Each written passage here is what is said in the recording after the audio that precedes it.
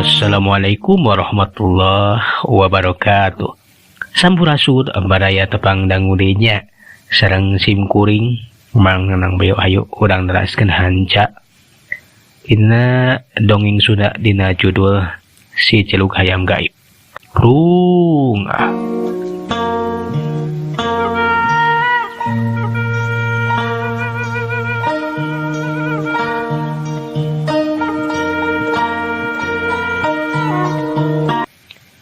Nya urang sare wae ayeuna mah sabab uing geus tunduh atuh bi atuh nu akhirna mah duana teh ting koloyong we ngarampih ka enggona sewang-sewangan duana teh rek ngaduan sarare bae kaya anu wanci di luar geus tiris da puguh geus liwat di tengah peuting kaya anu ge geus sepi jempling rehe comrek pangeusi lembur Cihonye keur mejeuna tadi berasare ayeuna mah urang kocapkeun we dina waktu isukan di imahna Mang Doyo teh keur ngobrol we Mang Doyo teh paduduan jeung jadi pamajikanana nyaeta Bikesi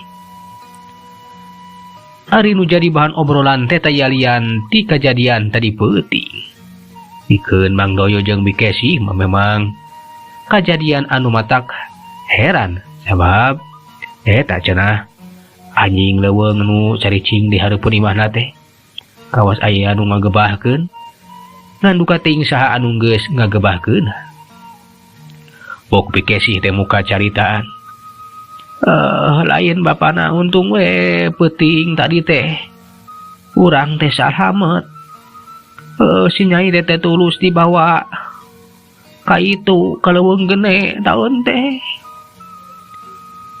eta anjing teh aya nu ngagebahkeun nya.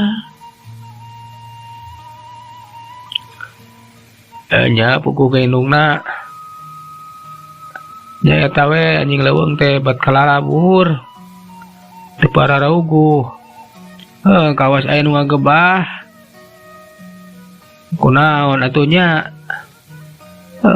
Kawas aya nu ngagebah. Moal bawa digebah ku ronda kitu bapana. Sapira ku ari corona mah mawanieun kitu atuh tong boro ngagebah anjing jurig sakalian anak urang kasurupan oge eta ronda teh sarieun teh daraek dipenta tulung dah kitu indungna lah puguh ge kami ge heran nah saha atuh dengan ngagabah eta anjing jurig teh nya nya saha atuh ya nu penting mah geus kalabur we teh tulus nyokot anak urang jeung bapakna kitu nya lah duka teuing nu penting mah saheulaanan urang teh salamet we teu dibawa ka leuweung gene aing malah beunghar hanteu tapi kudu ngerasakeun kejadian nu saperti kieu kudu masrahkeun si Nyai jeung kami teh kudu jadi abdina eta siluman lah hanjakal harita teh bet daek ka leuweung gene sagala tuh hayang ngadon hayang ngalap ka beungharan tapi gagal beunghar hanteu tapi jadi kieu nya bapana teu da kumaha deui geus kieu kajadianana urang teh ukur bisa pasrah da kangaranan yang hareupan siluman kitu urang teh teu walaka aya bapana kitu obrolan di imahna Mang Doyo harita nu ngarasa heran ku kejadian tadi peuting nah saha cenah nu geus ngagebah anjing siluman di leuweung gene teh kitu deui Mang Doyo nu ngarasa hanjakal tanpa gaweanana dina waktu anu katukang kiwari teh manen nampak akibatna anu mata kaduhung sedengkeun dua anjing leuweung anu sanyana mah prajurit di kerajaan Kilarumpi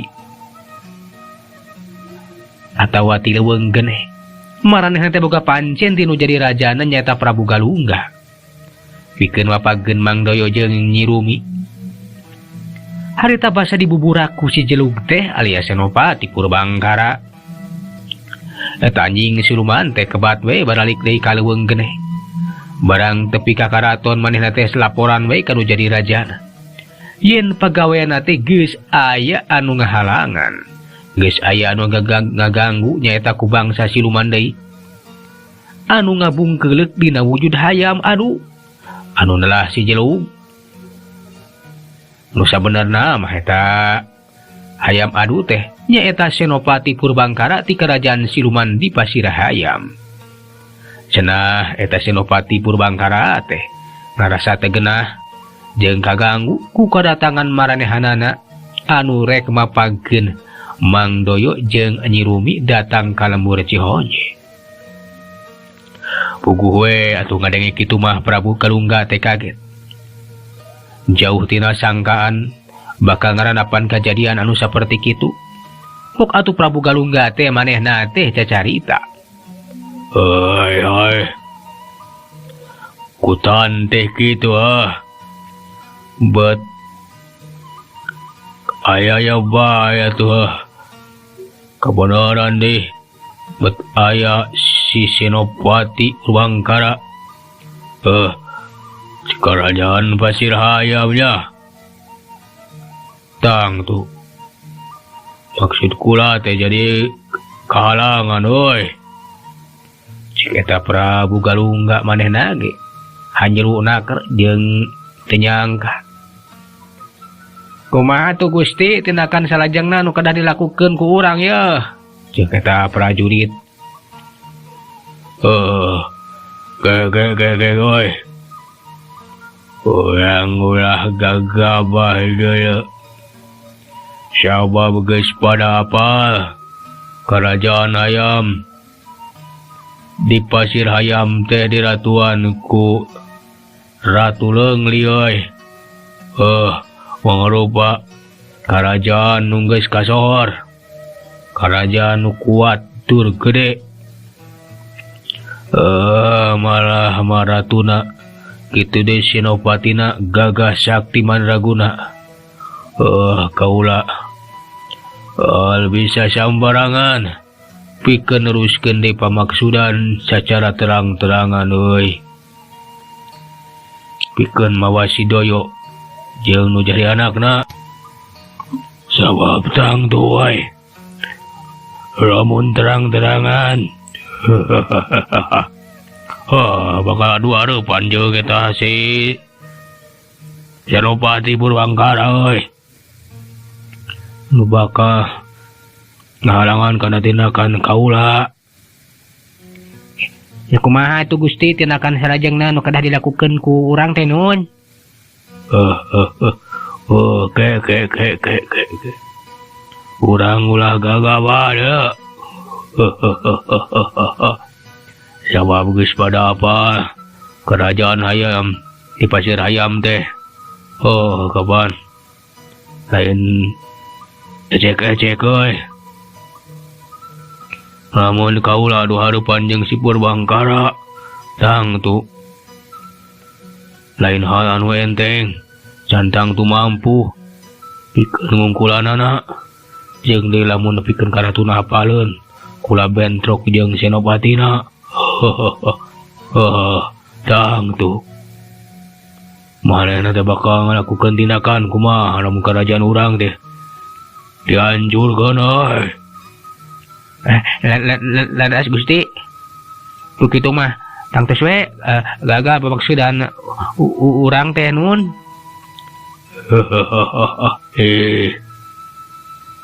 Tapi kula ge mikahayang ka anakna si Doyo euy. Sekatarik kapati-pati kapentang rasa asmaragama euy. Geus moal bisa disisirihan deui. Jadi kula teh kudu ngawin eta anakna si Doyo anu ngaran Nyi Rumi euy.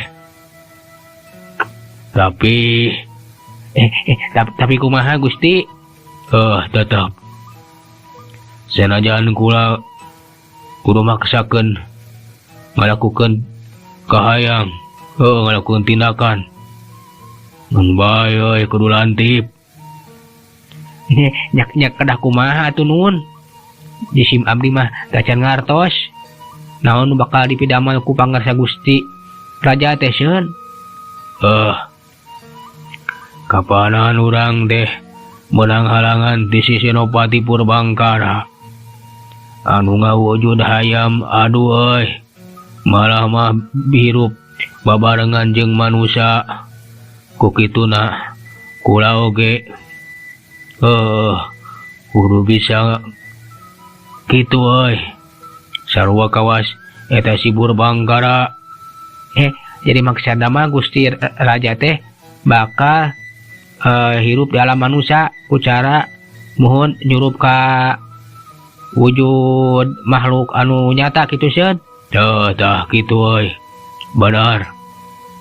Sangkan kaula bisa nyang harapan si Purbangkara secara lantip.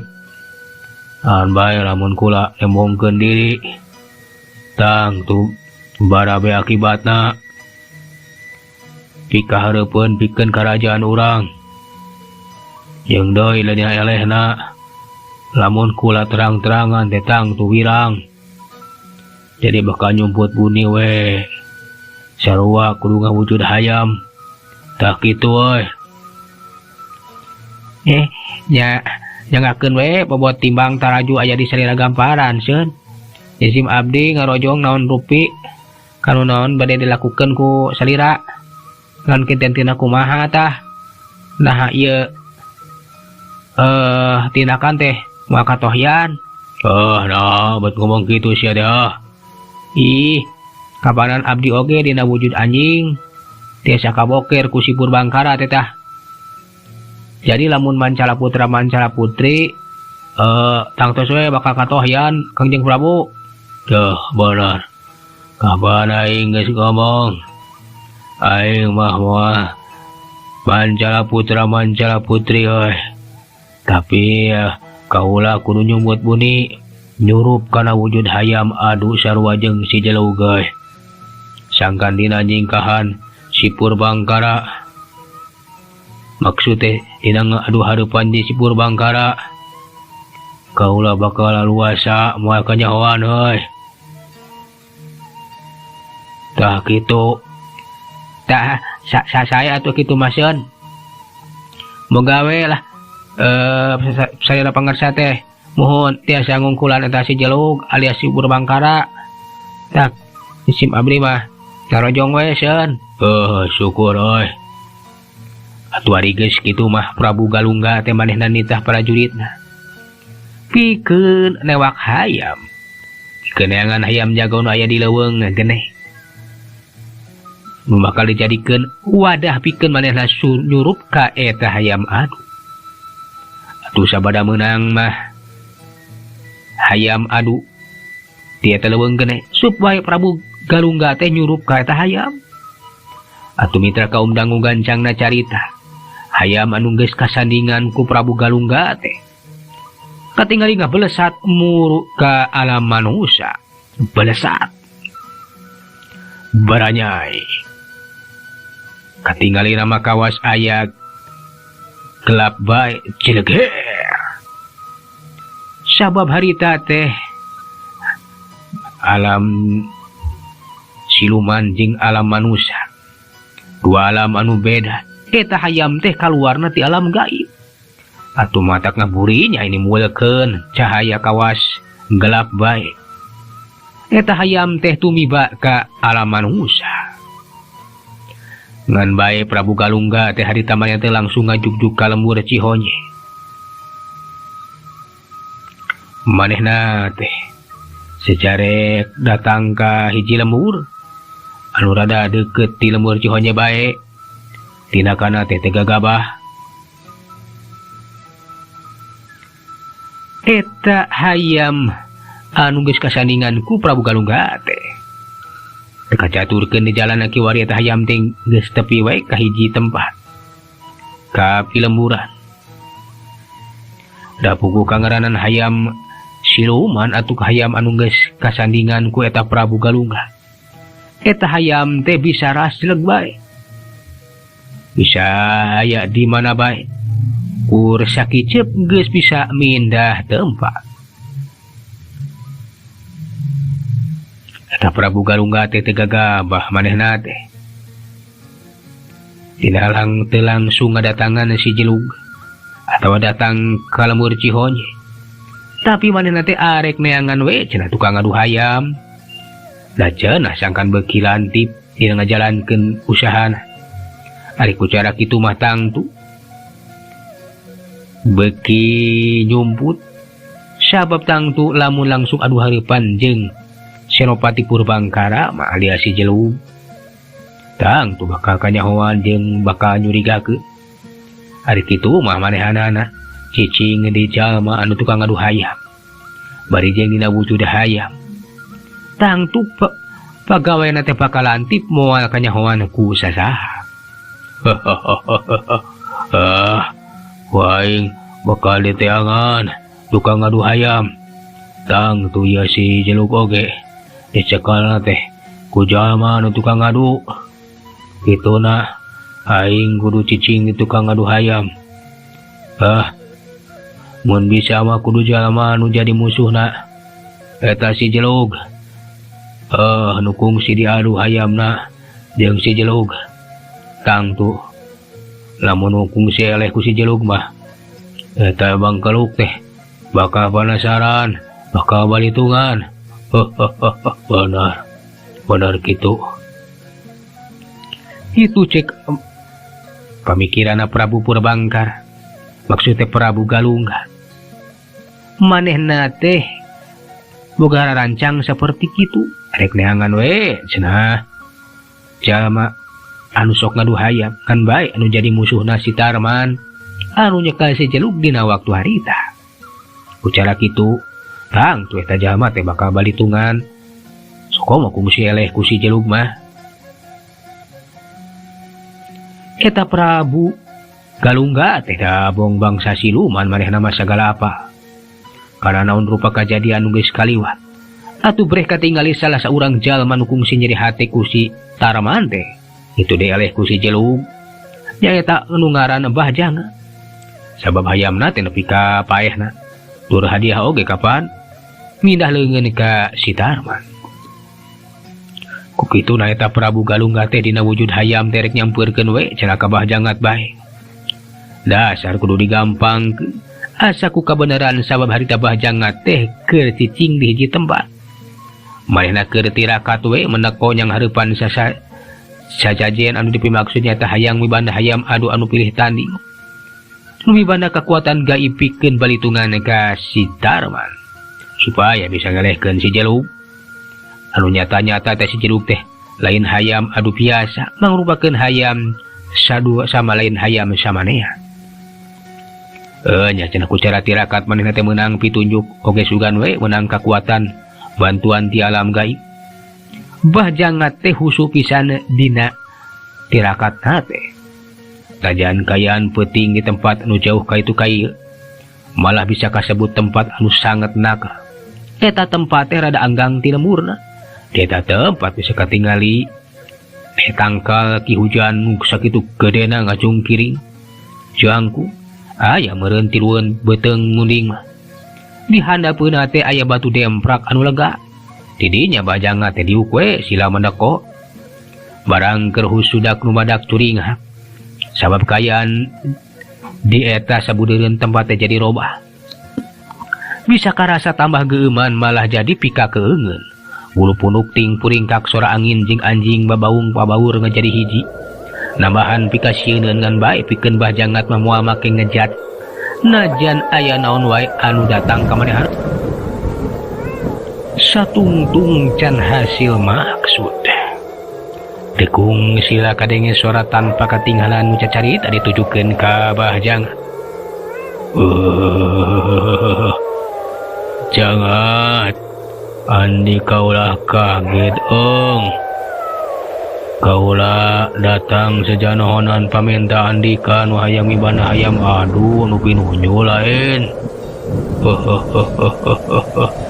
Cek eta sora puguh we bikeun Bahjangat mamani curingah. Sumohon saha teh ai teh seun mangga geura teh mungkeun diri.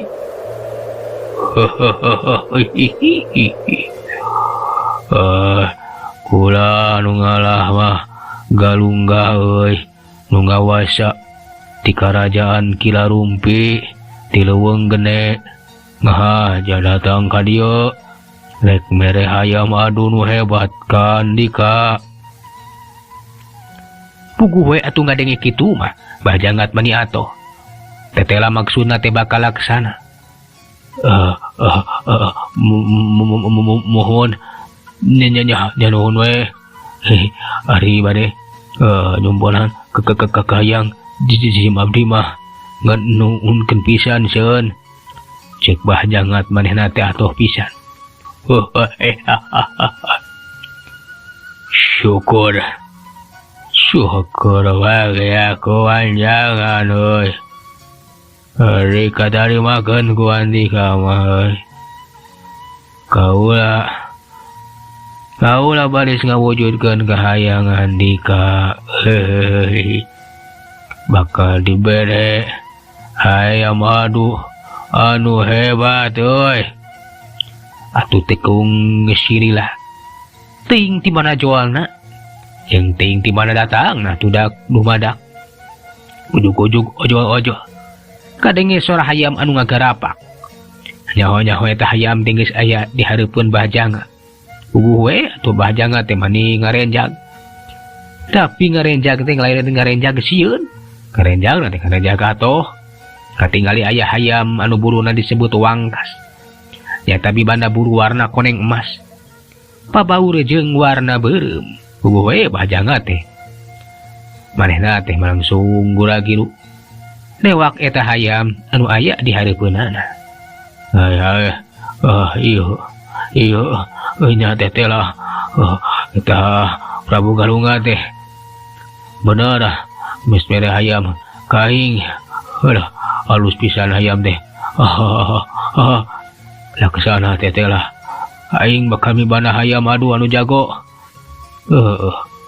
Mibana hayam gaib di alam gaib anu bakal ngungkulan si Jelug. Sia Tarman dagoan aing bakal balitungan sia Tarman. Dagoan ceuk eta Bahjanga. Atuh ari geus ngelek eta hayam mah manehna teh gura-giru be ninggalkeun eta patempatan rek mulang bae cenah ka lemburna. Saja jalan bari ngelek hayam teh manehna teh pinuh ku kabunga. Da jero hatena teh galecok we sorangan. Beri ngolak ngilikan eta hayam teh teh teu nyangka. Bener yen dina peuting harita manehna meunang hayam anu hebat. Hayam adu anu mibanda bulu emas jeung warna beureum. Niktina kayana memang lain hayam biasa.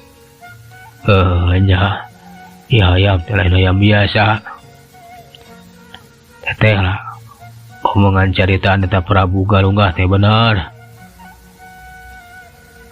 Sugan we ieu hayam teh bakal mampu pikeun yang harapan si Jelug. Hayam si Tarman si kurang ajar tah. Teh nyangka sugan teh lain hayam biasa. Sugan teh hayam biasa euy. Nya kudu sakancangna nepi ka lembur kaya kieu mah. Cik eta Bahjangat manehna teh lempang be mapai-mapai jalan anu sakitu rumpil. Sanajan peuting dina kayan poek tapi kajurung ku hate anu bungah. Jeung bak yang geus meunangkeun hayam anu sakitu alusna. Manehna teh gancang. Lempang teh teu ngatong.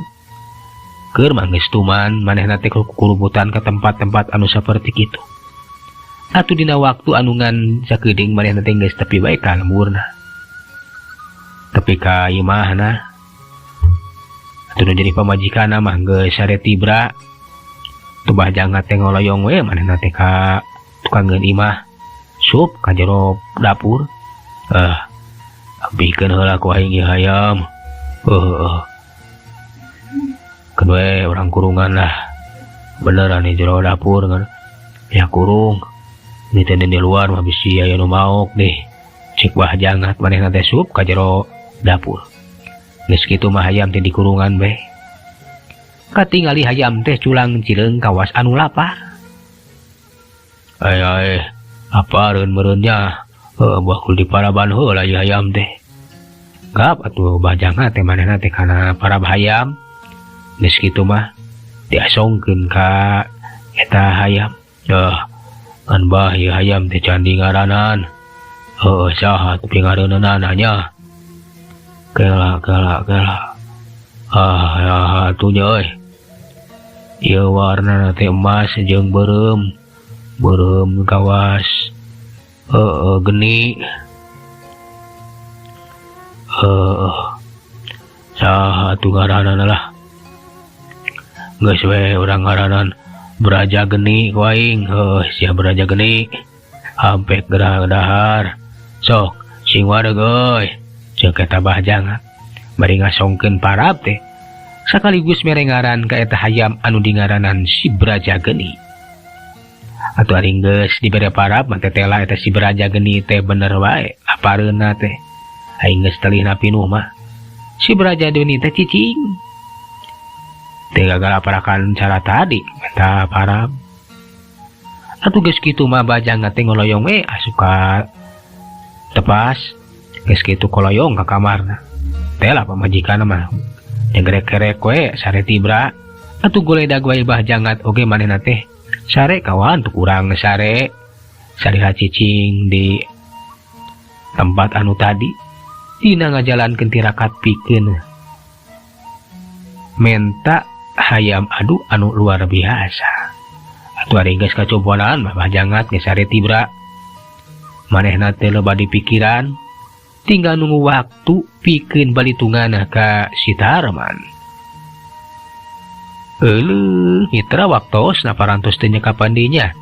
Cageula urang tuna jajar carita dugi ka dieu. Urang teaskeun dina seri anu salajengna manganuhunkeun dina sadaya perhatosanana. Hapunten tina sagala kekirangan atau hilap. Di like di komen. Mang resepnya pamimacaan komen jeung hapunten abilih teu di walar sadayana. Atuh mugia pangrojong ti sadayana tiasa kala muhun ngeronjatkeun channel emangnya utamina anu subscribe supados tambih majang tambih kauningakeun sanesna supaya mang teh langkung banget dina ngadongengkeunana. Atuh mang pamit. Assalamualaikum warahmatullahi wabarakatuh. Jag.